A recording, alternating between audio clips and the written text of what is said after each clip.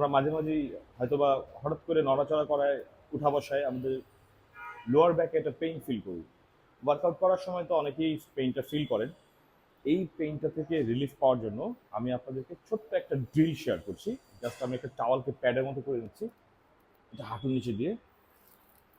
এই ড্রিলটা হচ্ছে cat cow. Cat cow position,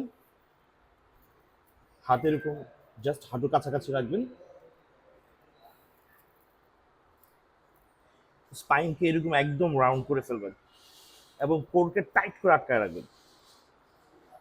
তারপর শ্বাস নিতে নিতে তারপর আবার